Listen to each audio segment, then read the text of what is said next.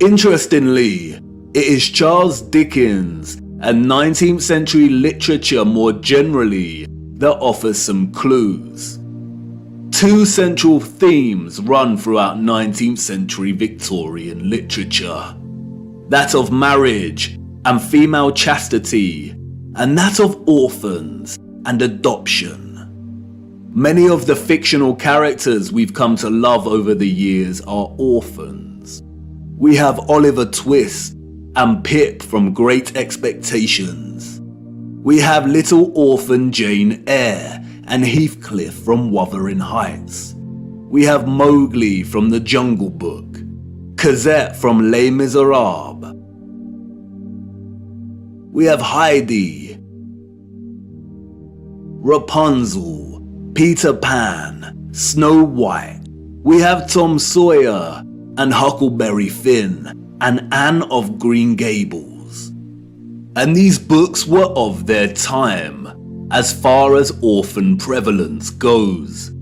The only issue is that these novels romanticize the orphan as a figure dislocated from society by default, and therefore pave their life's path as one of unforeseen opportunity.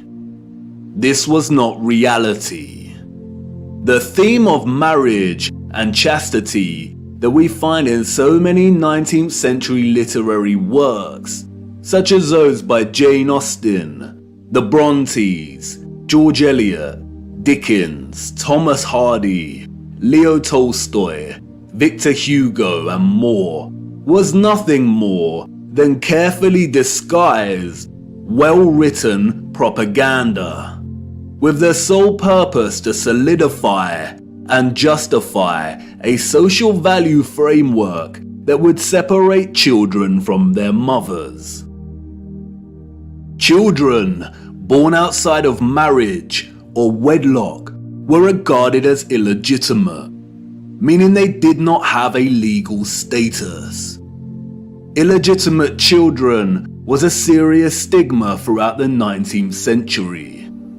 The majority of employers would not hire women with an illegitimate child. Many unwed mothers with illegitimate children ended up without a home, in poor health, starving, exhausted.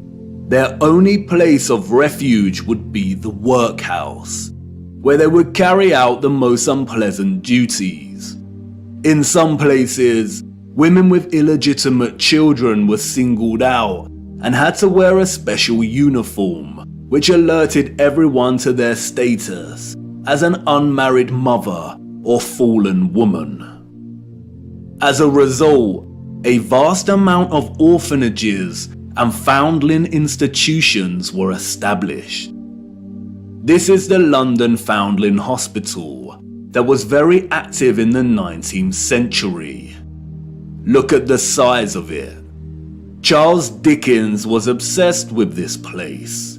Inspiration, they say. The official narrative tells us that an estimated 4,500 women handed over their children to this huge building. But this was just one institution.